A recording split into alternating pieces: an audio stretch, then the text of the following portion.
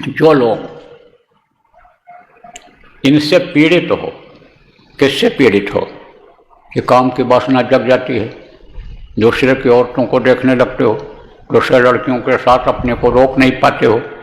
क्योंकि यहाँ जमाव होता है, हर तरह की ये माताएं बहनें बच्चे आते हैं, बच्चियाँ आती हैं, तो अगर नहीं रोक पाते हो और क्रोध जल्दी आ जाता है, गाली गुस्सा दे देते हो,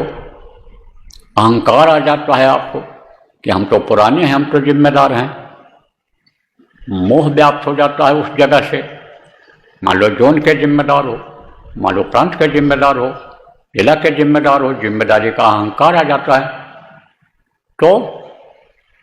आप ये समझो कि आप एकदम से बैठ जाओ, चुपचाप भजन करो, भजन करो और कुछ मत करो, सब काम हो जाएगा। आपके बगैर कोई काम रुकने वाला नहीं है। अपनी इच्छा से कह दो भाई अब हम इसी में लगने वाले हैं, और अपनी इच्छा से नहीं कहोगे,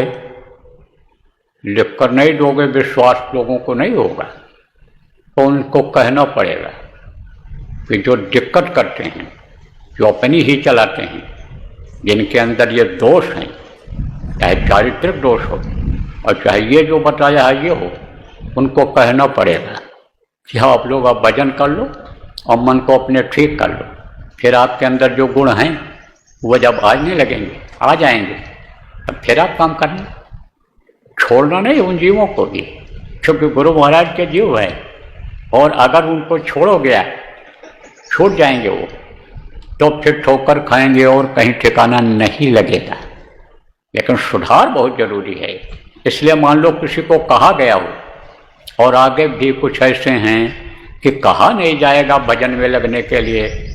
तो भजन ये करने वाले काम करने वाले को बाधा डालेंगे, इसलिए उनको कहना भी पड़ेगा।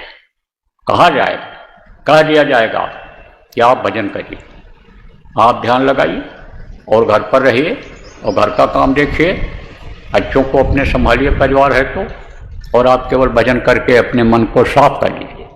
मनमुखता जो आ रही है, दुनियादारी जो आ रही है, इसको